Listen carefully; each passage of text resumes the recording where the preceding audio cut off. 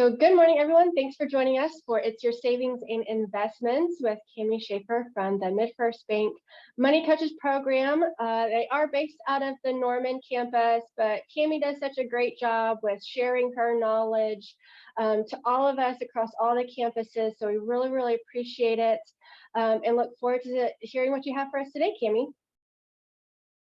Thank you for having me again. Welcome, everyone. So glad you are here today. I think this is something that all of us want to learn about because we know we need to save. We know we need to invest and take advantage of the possible high rate of return of the stock market, even though it's not necessarily doing great right now, but historically it has done well. So we always want to learn more. And once we feel more comfortable with this information, we're more willing to invest. I think for a long time, I was not comfortable with it. I knew that the stock market was volatile, and so I stayed away from it. But I found that as I learned more information, I became more comfortable and wasn't so scared to do it. So hopefully that is you, and you are ready to learn and get involved. So we're going to talk about reasons to save. We all have different reasons. Defining the difference between short-term and long-term savings, because that could impact where you would want to put your money, and then also learn about investing. I will have to start off by telling you, I am not a financial advisor.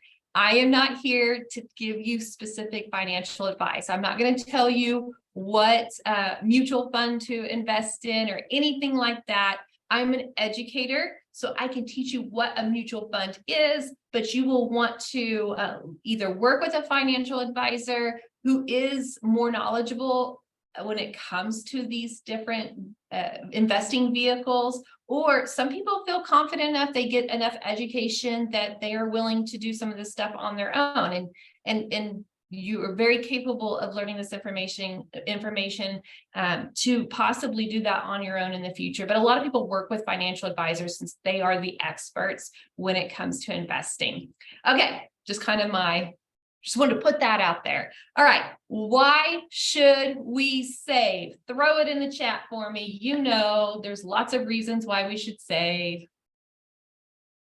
And you can even get specific if you want to talk about your specific reasons why you want to save, or you could just be general. Prepare for the future, absolutely. Rainy day fund, absolutely, which is not fun to save for. No one wants to save for the rainy day fund, the emergency fund. For the unexpected, emergencies, financial security, yes. To me, financial security means I'm rich. It's not about the items that I own, the purse I carry, the car I drive, or anything like that. Having financial security makes me feel rich. I want to retire eventually, yes. And I don't want to just retire. I want to live comfortably. I don't want to be stressed about finances in retirement. Also, future comfort, buy a home to invest for family, absolutely. Vacations, yes. College fund, absolutely. Trish, I have been investing in my children's college fund. My son's college plan is solidified, but still putting money in my daughter's college fund every single month. All right, to be able to help others, still keep horses. Yes. Horses are not cheap, are they? There's a lot of cost involved with just even pet ownership in general, but yes, absolutely horses. So many reasons why we need to save our money. Cheap, I know. I don't have a horse, but I've heard. All right, so I kind of break it down into these three categories: emergency savings, short-term savings, so goals that you have for yourself that's 5 years or less, and then long-term savings, which would be goals that you have for yourself for 6 years or more. Okay, and you probably could identify which of these that you are currently saving for or that you want to save for. The emergency fund is so important to establish first and foremost Why do we need an emergency fund? Throw it in the chat. You have been on this earth long enough that you know these emergencies are going to pop up. I could totally bore you with all the emergencies I've had since I've been married the last 22 years. Because it's always something. Yes, it just keeps coming. Surgery, yes. Medical expenses, yes. Car accident, yes. Oh, pet medical bills, yes. Yes. Yes. Okay. So many different things can happen. Some years we get away with not having too big of emergencies. And then there's some years it hits, right? And so it's just ongoing. And anytime something in my house like breaks, I just go, please be a cheap fix. Please be a cheap fix. I will tell you, my son's shower just started leaking. And we just had to replace my master shower because of a leaking shower pan. Guys, I freaked out. I was like, no, I can't do this again. But it turns out that's not what it is. We don't have to redo the shower. We just have to recaulk the shower door. So cheap fix for us. Yay. So many things. But let me ask you, where should you put your emergency fund? We have a lot of different options when it comes to where we put our money. Where should we put our emergency fund? Do you know? Yes, a savings account. Why a savings account and not a checking account? In the mattress. A lot of people do that. I don't necessarily recommend that because it's not federally insured. To protect it from ourselves. Okay, yeah, good. But what's the difference between a checking and a savings? Yeah, so you don't spend it. Immediate access. Yeah. We want to put in a savings so we don't spend it. So in our checking, we're more likely to spend it, right? So we want it in savings. Yes, Trish, that's what I was looking for. Yes, Fran, that's what I was looking for. Interest. We want to earn interest. Now, it's not going to be a high interest rate. Now, the more money you have in your savings account, you could potentially get a higher interest rate. You may have heard of, no, I don't want to reboot my computer right now. Remind me later.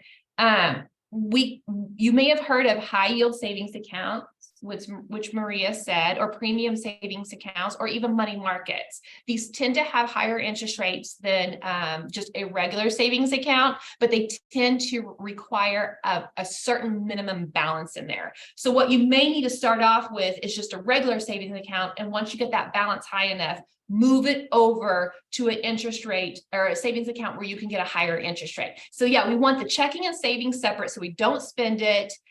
So it accrues the interest rate. What? Okay, Maya, thank you very much for sharing and dropping that knowledge. Yes, you want to get the highest interest rate possible, but this is not your investment. This probably will not beat inflation, but at least you can get something off of it while it's sitting there waiting for you to utilize. And it has to be, you have to be able to get to it quickly. As Elizabeth said, immediate access. You don't want to lock it in something where there's a penalty if you need to get to it, because when we don't know when these emergencies are going to hit. So as soon as it hits, we need to be able to get to it quickly. So a savings account really is the best option for your emergency fund. How much should we have in a savings account for emergencies?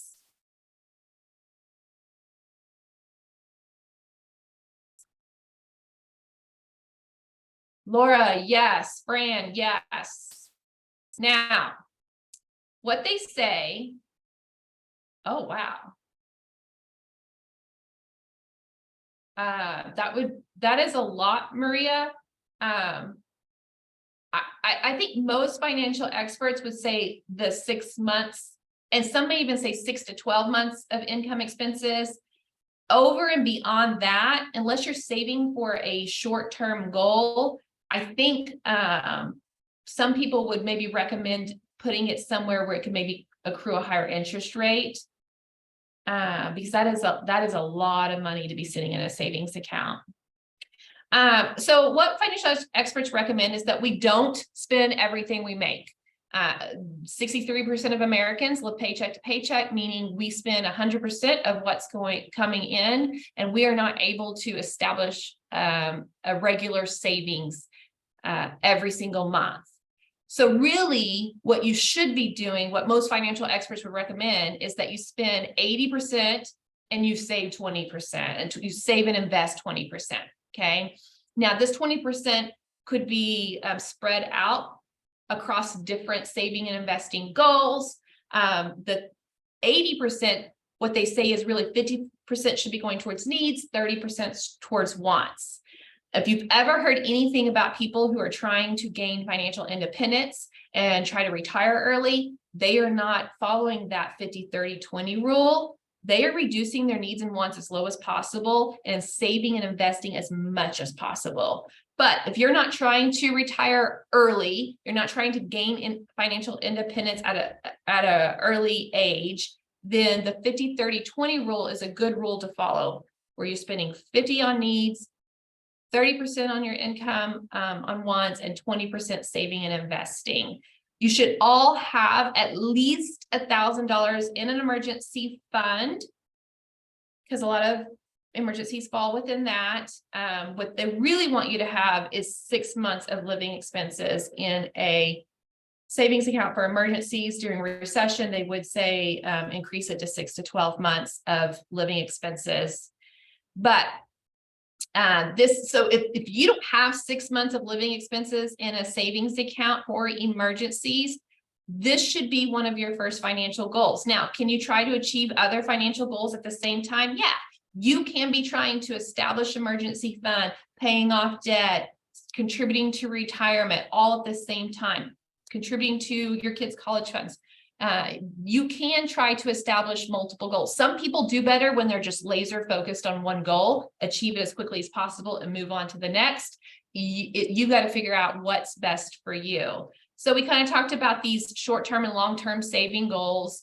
These are just some examples that I'm throwing out. Obviously, if your child's going to college in less than 5 years, that would not be a long-term saving goal. But these are just some examples for you to consider. So knowing what you're saving for and how long you have to save for it will really help you pick what saving and investing vehicles you want to utilize. The other thing you need to consider is how risky do you want to be?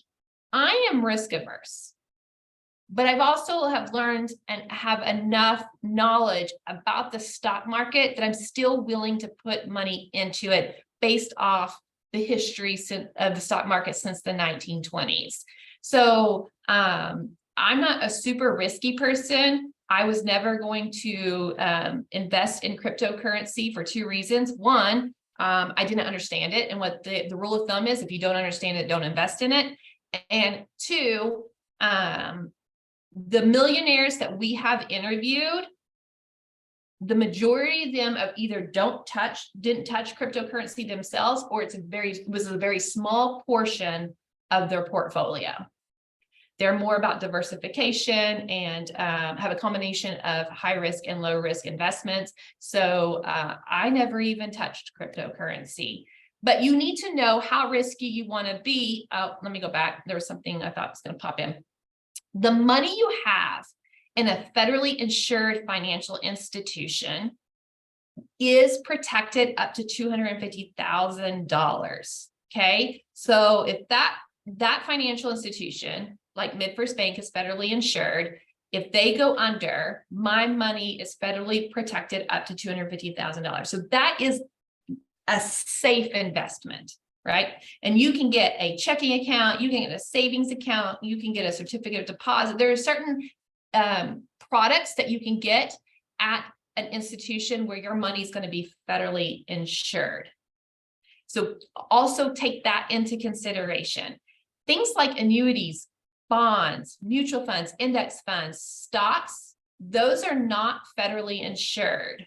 Some of these are riskier than others. In fact, this diagram shows you that stocks are more riskier than annuities or bonds. but they are not federally insured. So you could lose your money in those types of investments. Maria, that's a great question. So I would say,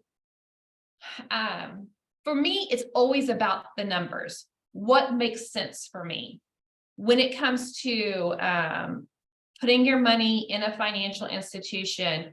Where am I going to get free checking services, free, I don't want to pay any fees. The other thing is with savings, you want to have your money trying to accrue the highest interest rate possible. Part of the reason I started my kids' savings accounts at MidFirst Bank when they were 2 and 4 is because they had an iSave Kids savings account where not only did it accrue interest, but I got an extra $25 every year for their accounts. So that was an incentive. But if you can find another financial institution that you get a higher interest rate, great. But again, they need to be federally insured. Don't ever leave your money sitting in a peer-to-peer platform like Venmo or any of PayPal, any of those are not federally insured. They're not protected. If you get money through those, fine, immediately deposit into your account. Those can get hacked and you don't want to lose your money. So for me, that is important. It's always about the numbers, Maria. So I'm not going to say, banks, credit unions, there's different benefits to both. And so I would say you just got to figure out what's best for you. When I went to get this newest home loan, I was with a different bank and I called that bank to find out what interest rate they could offer me. This was 2020. I called MidFirst because I worked there. They offered me the lower interest rate on the home loan. So I went with MidFirst because of that. But had the other bank offered me a lower interest rate, I would have gone with them. So always look at the numbers. You don't have to have all your money in one account. In fact, I don't. I have my money in multiple accounts. Part of the reason why I do you may have heard me say this before, I don't have my checking accounts attached to my savings accounts. And the reason why I did that is because I did not want to be able to transfer my money easily back and forth. And this was pre-Zelle days, right? Where Zelle makes it easier to transfer, but I did not want to be able to log into my bank app and see the money that I was saving. I wanted to be out of sight, out of mind. I did not want to be able to access it easily. One of the other things I say, if you've ever heard me talk before, make saving easy, make spending difficult. So saving and investing is automatic for us. On payday, money automatically goes into savings accounts. Money automatically is taken out of our paychecks for retirement, and the money is automatically drafted from our accounts for our investments. I don't have to think about saving and investing other than maybe if I want to change my financial goals. So I'm changing my strategy, but every single month it's happening automatic and I don't even have to think about this. The only reason I am successful at saving and investing, let's just be honest, is because it's happening automatically. All right, let's talk about some short-term saving goals or saving vehicles. Again, the savings account, the premium savings account, the money market, the certificate of deposit, you can, those are federally insured and they are safe. You can get a bond through a financial institution, like a bank, like MidFirst Bank, but it is not federally insured. However, they are low risk. Bonds are low risk. It's when you are basically the money is being, I don't have the definition in front of me. I'm trying to be as accurate to the definition as possible. The government is going to utilize the money that you are investing in that bond, and they are guaranteeing a fixed interest rate for a set term for that money. So you're loaning money to a corporation or government, and they are telling you, okay, we're going to pay you X, this percentage. So you already know your rate of return up front. Whereas in the stock market, you don't know your rate of return up front. It fluctuates. So you know what it is. It's fixed. It doesn't change. And it's for a set term. A lot of people who invest money, Either if they're low or if they're risk adverse, they like to go through with bonds because of it being lower risk. But I will also say a lot of people have bonds as part of their portfolio, just to have, they have some higher risk like stocks, but they also have some lower risk like bonds as part of their overall portfolio. But if you have short-term saving goals less than 5 years, these are things to consider. What I started with my kids when they were 2 and 4, we started their savings accounts, and every paycheck we added to it started off very small, $10 a paycheck. And as we built it, we would put it in a certificate of deposit or a CD for a set period of time. CDs, they lock it in for a certain term. And this is also a fixed interest rate. You know upfront how much you're going to get for that amount of money for that period of time. The longer it is in the CD and the more money you put in the CD, the higher interest rate they will offer you. So we would do that. And when that CD would become available again, would expire, we would take the money that we had continued to save each month and add it to that, what we had in that CD, and then we would take out a new CD for a period of time.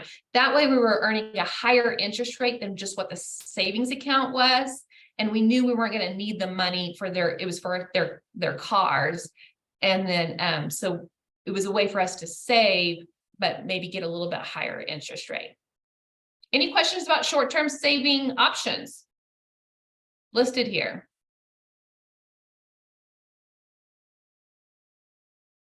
Okay. Reasons to consider investing for long-term saving goals. I know investing in the market is scary, but if you look at the history, we have received an average of 10% rate of return from the stock market. And there are different statistics out there. Yes, there have been periods of recession, but that's why it's for long-term saving goals. You don't want, so 6 years are out. You want to be able to ride out the ups and downs of the stock market. Right now, it's not great.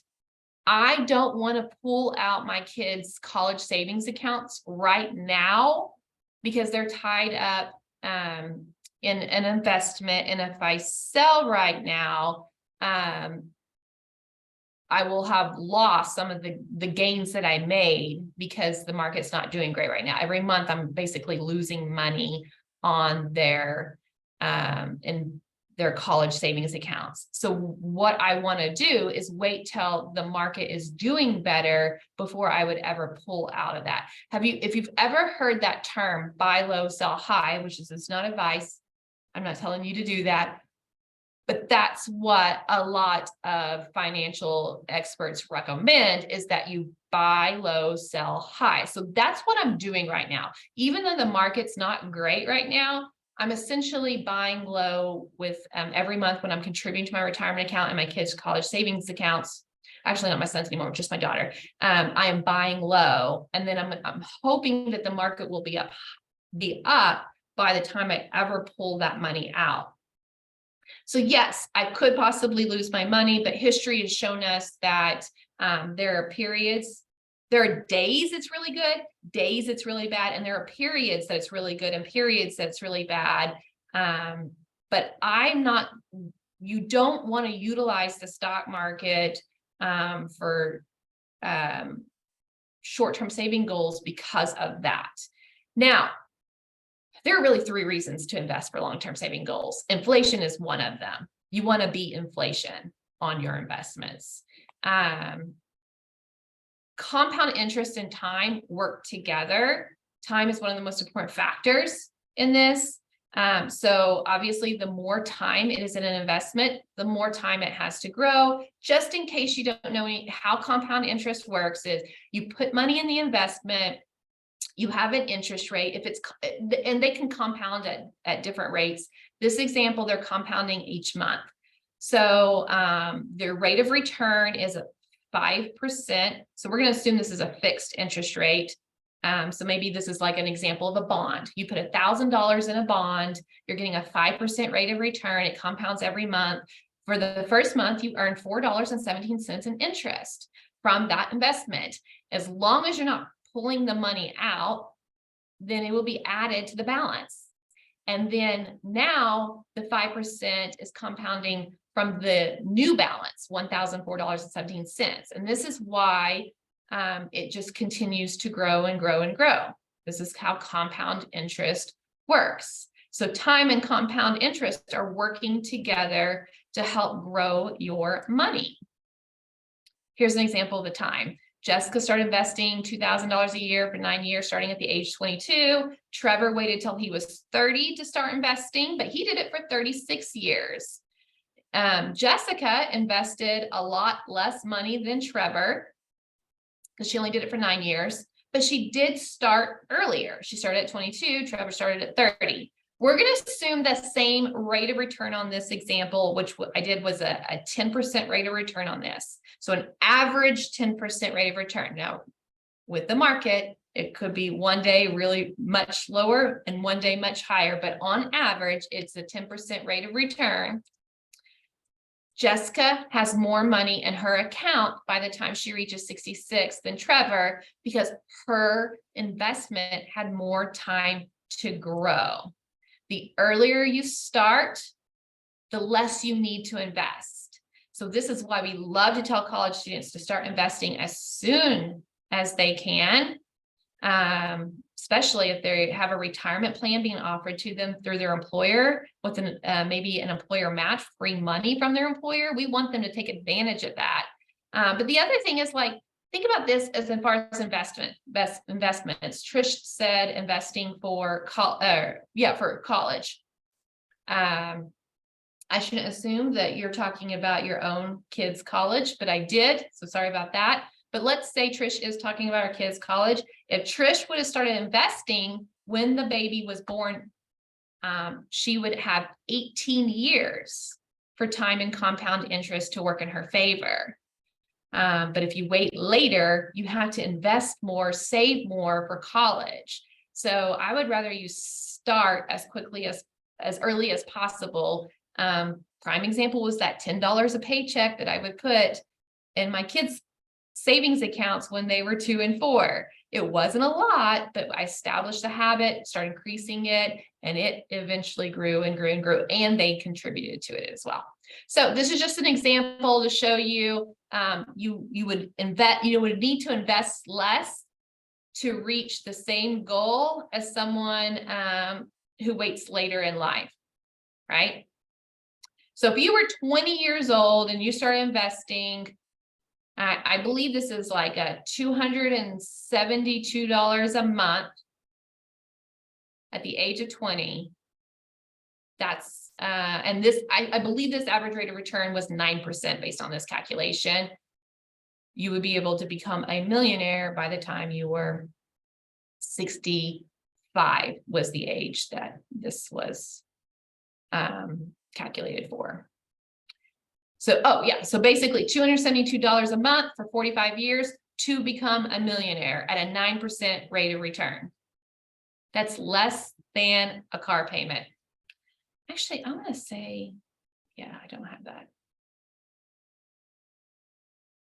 I was checking to see if I did have the rate of return on that. Because I was wanting to say it may actually be less than 9% for this example, but I can't remember now. All right. So in the chat, tell me, do you want to be a millionaire? Not now necessarily, but at some point, do you want to be a millionaire? Do you want to have $1 million in investments so you can retire comfortably?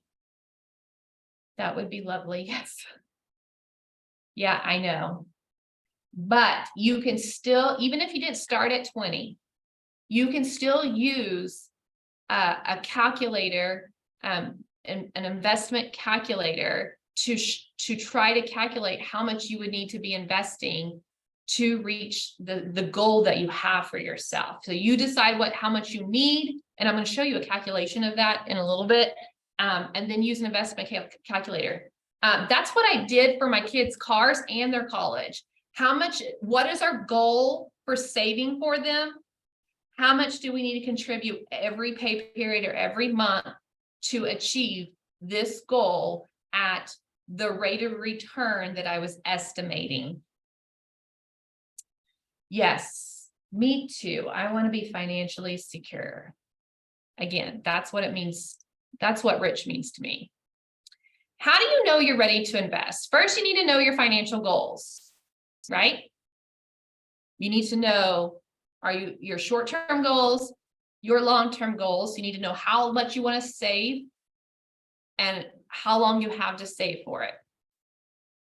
You need to have mastered your cash flow. You need to have a budget in place, track your expenses so you know exactly how much you have extra every month to throw towards saving and investing. You don't want to go into debt to save and invest. You really should have that emergency fund established because emergencies are going to pop up while you're investing.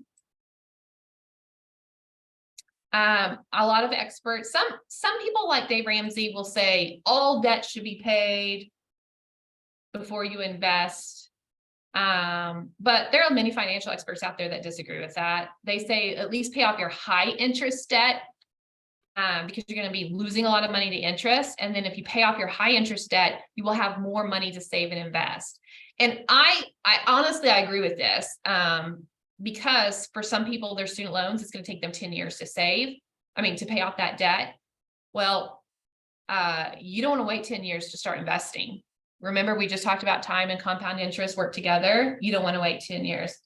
What was the rate of return? Judy, I think it's 9%, but actually, I want to say it might be even lower than that. It's not 10%. It's between 6 and 9%. I'm going to go with 9%. When I created that, I had it in my notes in my PowerPoint, but you know how your PowerPoints evolve. It's somehow not in my notes now, so I can't see it. Okay. Contribute to your retirement account. Your retirement account is an investment. And a lot of students, I find, they want to learn about stocks, mutual funds, index funds. They want to start in cryptocurrency. They want to invest, but they don't really realize that a retirement account is an investment. And because we're friends here, right, and we're all adults, I'm going to say this to you. People don't think retirement accounts are sexy, so they don't really care about that. Whereas they want to invest in something cool like cryptocurrency or, I don't know, some cool company like Tesla, but retirement accounts are investments. You can see and yield that same high rate of return that we see with mutual funds in the stock market, but there's a tax benefit associated with it, which makes it better. Yes. If we have the Oklahoma teachers retirement, do we need to have a second retirement plan?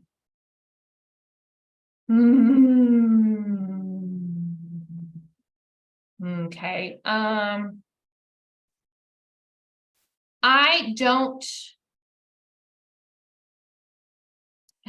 was an educator for 9 years in Moore Public Schools. Based on what I earned in those 9 years, yes, I would have needed a second retirement account, which I did not have at the time because I thought that's all I needed. I really don't know the specifics of you. I know you have two different options when it comes to retirement. You have the Oklahoma teacher retirement, and then you have the 403B. As far as if you're doing the Oklahoma teacher retirement, should you do a supplemental? I don't know that for sure. But when I was a teacher for the 9 years, I saw what I earned in those 9 years, and it was not enough. Does anyone here have unless you make a whole lot of money, yes, you should have a second retirement account. And if that's the case, I know they have a second retirement account as an option for you. Again, I don't know all the details of your retirement account, but a Roth IRA would be something that if I was in your position, I wish if I went back those 9 years that I was teaching, I wish I was contributing to a Roth IRA in addition to what I was earning when I was teaching. But yeah, it can't hurt. I didn't close my state retirement account when I moved down here. So does that mean I have 2 accounts still? Right. Yeah. And Julia, you can close that and move it to another retirement account. Oh, but you're still teaching. I would maybe call them to find out.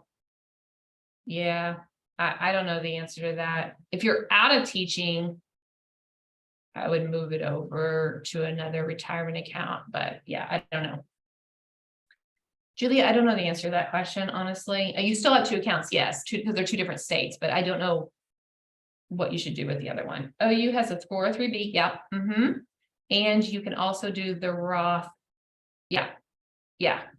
So same for me. I have a 401k, which is similar to a 403b. My 401k is for, because MidFirst Bank is a for-profit company, whereas 403bs are for nonprofit organizations like OU. So they're both employee-sponsored retirement account. We're both getting money from our employers as part of our employer match. We're contributing to our retirement plan. They're giving us free money. It is invested in this in the stock market, and we are. But we can all still open up our own Roth IRA, which I'll talk more about Roth IRA in a second. Yeah, I agree, Judy. I would call the OTRS and ask them questions, maybe even your HR, ask them questions. Yes, schedule a one-to-one with the Fidelity rep. Yes, and yes. Okay, where are we? What do the financial experts say about investing? I kind of already talked about this. Everyone that I've read, all the books, podcasts, all the things that I've read, they all recommend paying off high interest debt before investing. So that would be like credit card debt, right? Or any personal loans that you're accruing a high interest rate, maybe 7% or more.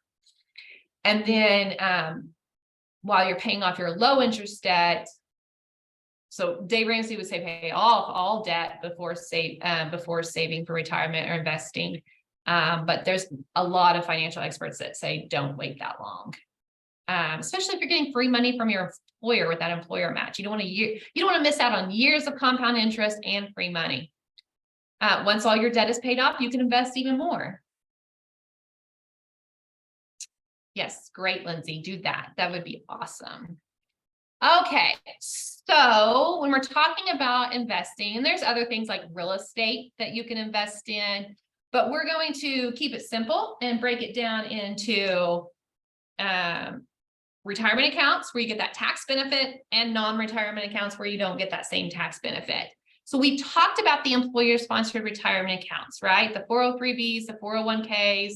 And then we've talked a little bit about the individual retirement account, also known as an IRA. So we're gonna dive into those, but we're also going to dive into the different brokerage accounts. So let's start with brokerage accounts.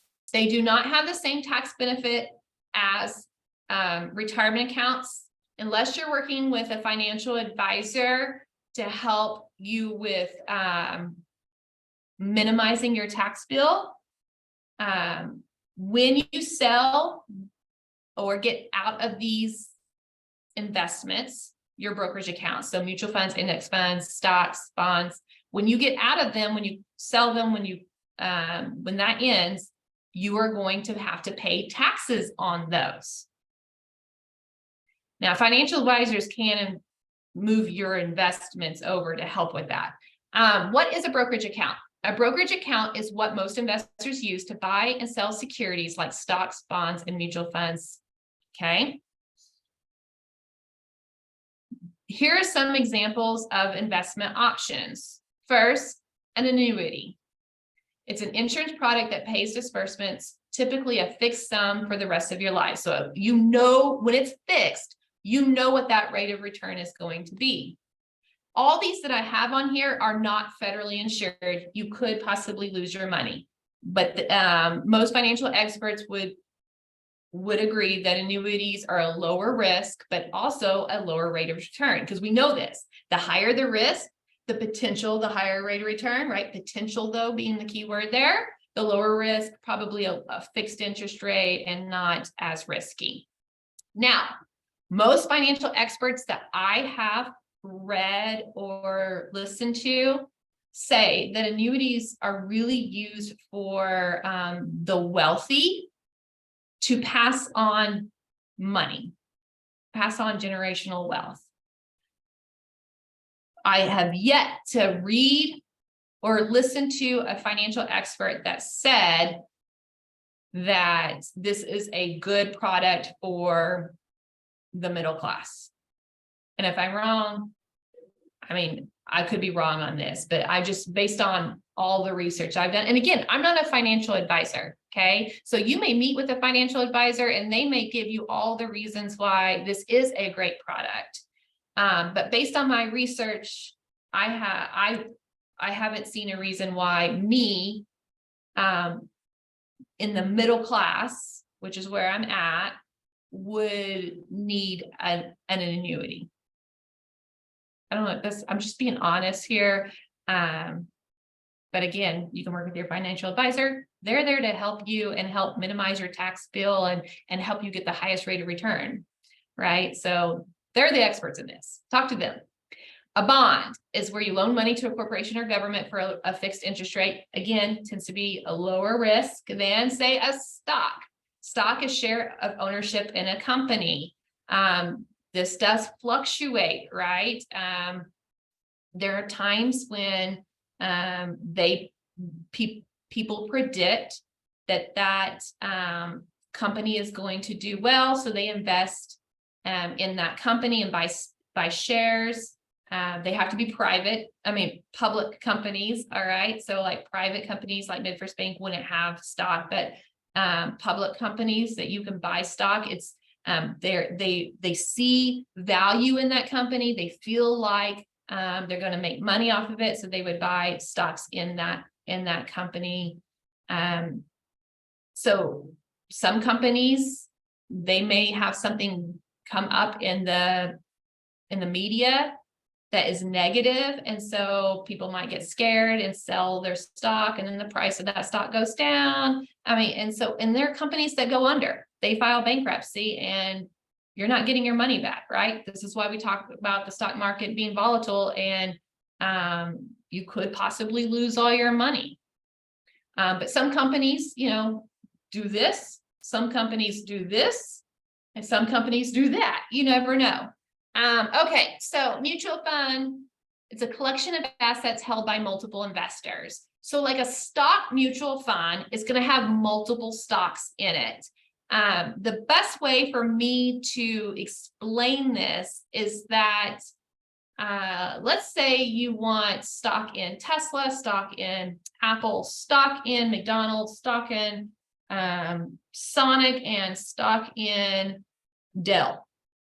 Okay, and you get a mutual fund, a stock mutual fund with all these stocks. You're going in on other investors on this. Maybe you don't have enough money to just buy Tesla stock. So you get this stock mutual fund with different investments, different stocks. And let's say all of a sudden the Tesla stock plummets, right? Or is not doing well, but your other ones are.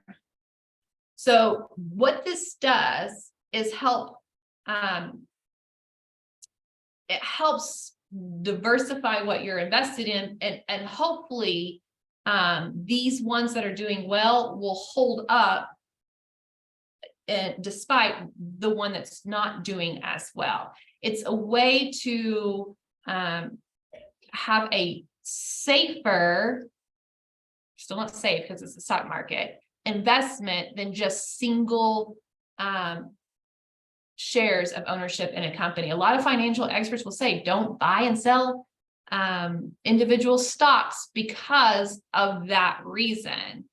And so there are a lot of people that will go in mutual funds as a way to invest in companies that they maybe not be able to afford that stock by itself, or they want to be, they want it to be a safer investment option.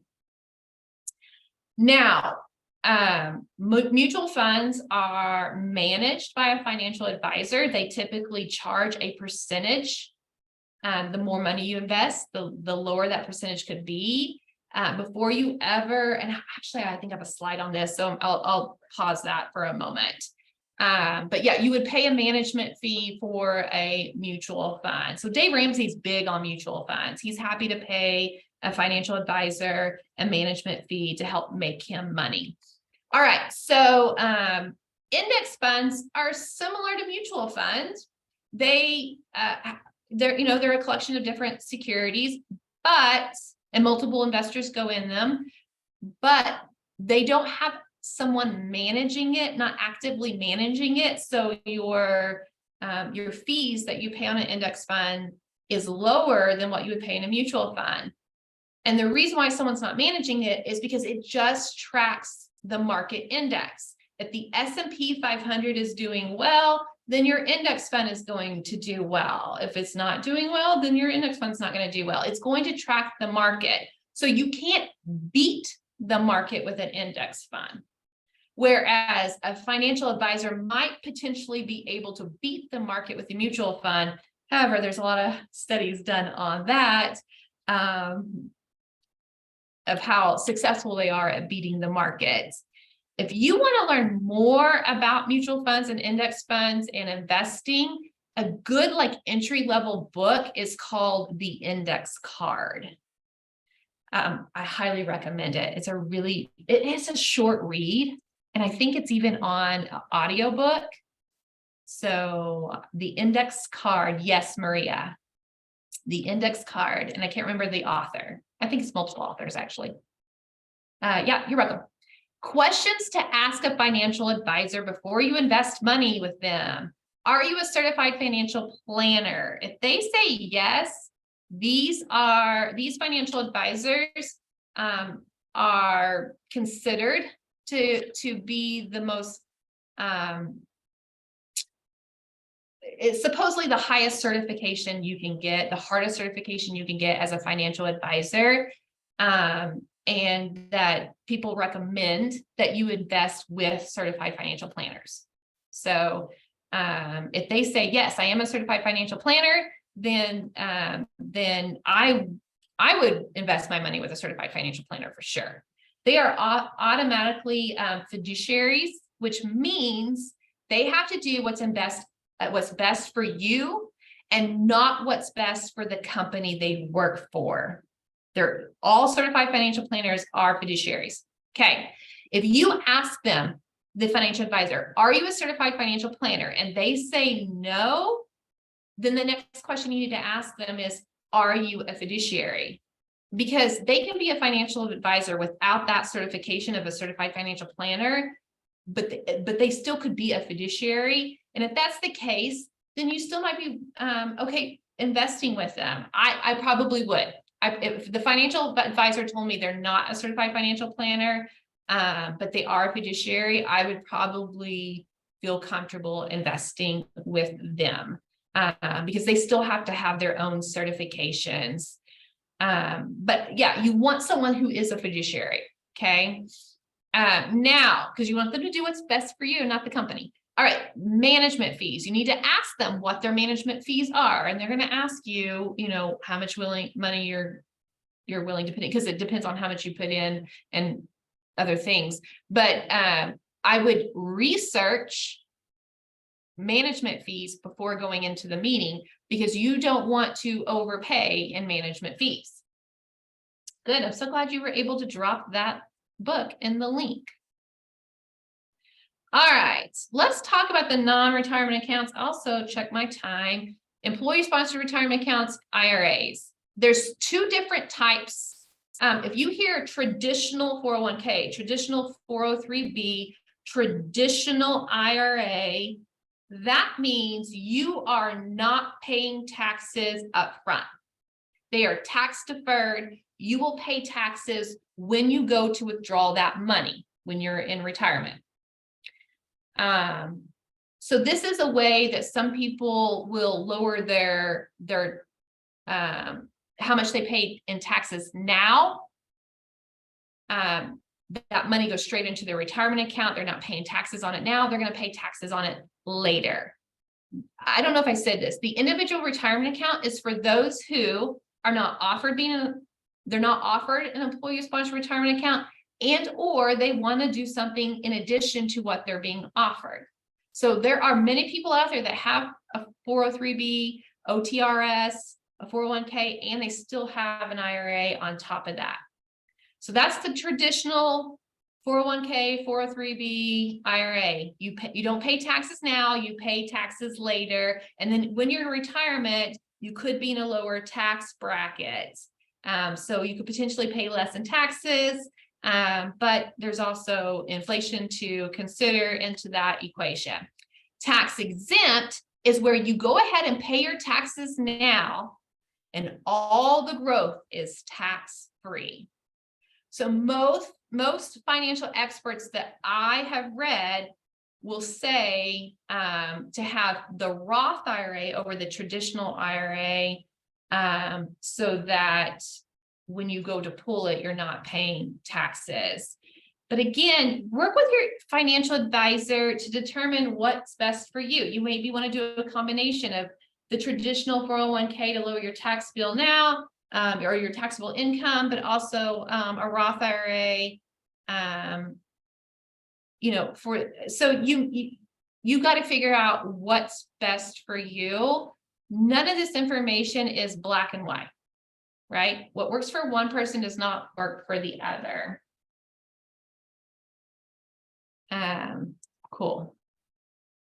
The good thing about the employer-sponsored retirement accounts is they can be payroll deducted. So again, making saving and investing easy. And then they have that employer match. Well, if they do, if the company offers that, which OU does.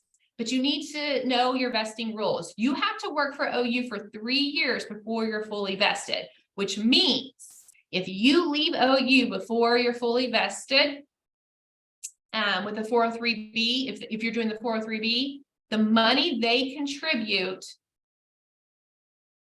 on your behalf to your retirement account, if you're not fully vested, you don't get to take that money with you.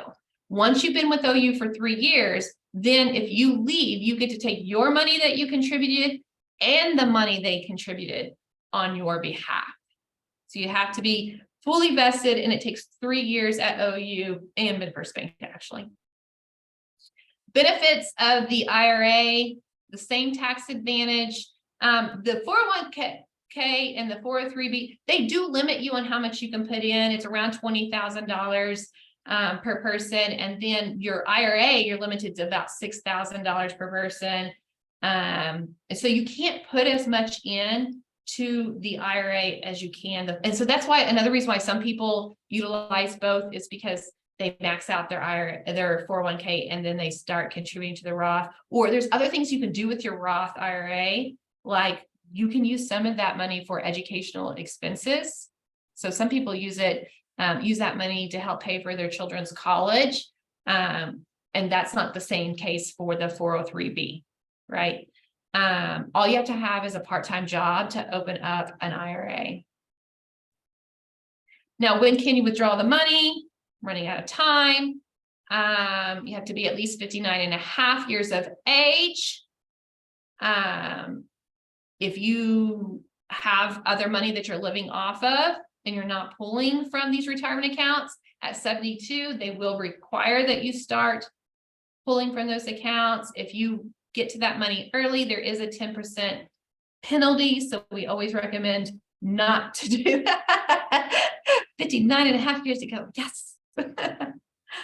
Now, if you want to retire early, you would probably want to have those brokerage accounts that you can pull from while you're waiting to get to Social Security and your retirement accounts. Just something to consider if you're trying to retire early. How much do you need for retirement? Okay, so the rule of thumb is, and all this information that I'm giving you, again, is not advice. you got to do what's best for you. But I like to give information that I hear repeatedly over and over from financial experts. So a lot of that information is in here. What they say is that if you withdraw 4% of what is in your investments every year, you should not run out of money. And that does take inflation into account. That also takes into account good years and bad years as far as rate of return in the market. It's called a safe withdrawal rate, 4%. So how much do you need? You need to, you want to be able to withdraw 4% every year. If you're withdrawing more than that when you're in retirement, you could potentially run out of money. Doesn't mean you will. You could potentially, right? So one of the things you need to know is how much money you're going to need in retirement. The money I'm going to need to live off of in retirement is not necessarily what I need right now. I have 2 teenagers who are in their most expensive years, and I still have a house payment.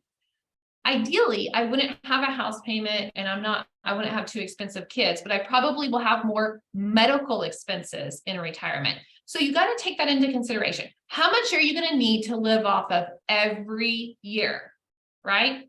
And then you multiply that by 25 to determine how much you will need in retirement accounts. It could be all of it could be in a 401k, it could be, or 403b, it could be spread out amongst different accounts. You need to have money in a savings account, not just for emergencies, but also to be able to pull from. When the market's down, if you don't have to pull as much from the market, you would be losing less money, right? Remember, buy low, sell high.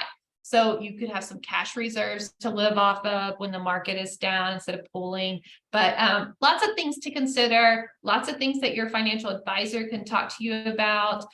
Meeting with a Fidelity rep might be good. But here's the thing. I don't want you to think that this really is overcomplicated and you have to have a finance degree to really be able to achieve your financial goals. Another book I will recommend is Everyday Millionaire by Chris Hogan.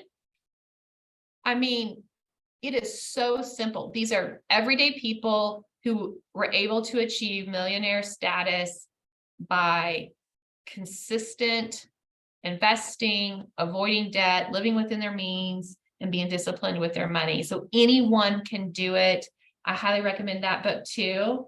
If Kaylee wants to drop that link in the in the chat as well. So first, identify your financial goals. Emergency savings, short-term, long-term. Create a plan to reach those goals, and then constantly reevaluate your goals, because as life happens, your goals are going to change and you may need to adjust. Okay. Are there any questions for me? That's my email address if you want to email me questions, but I'm going to open it up for questions right now.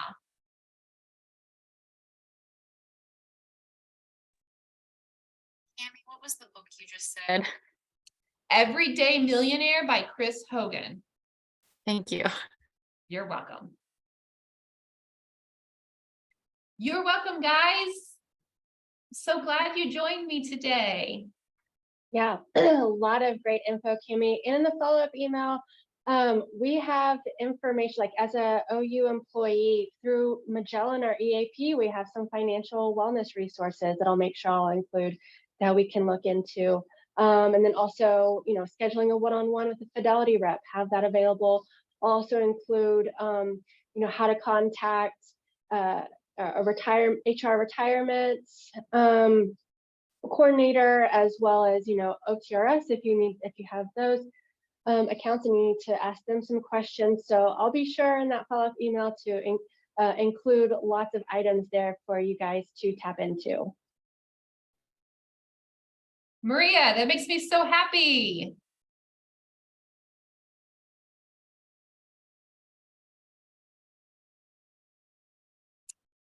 Bye.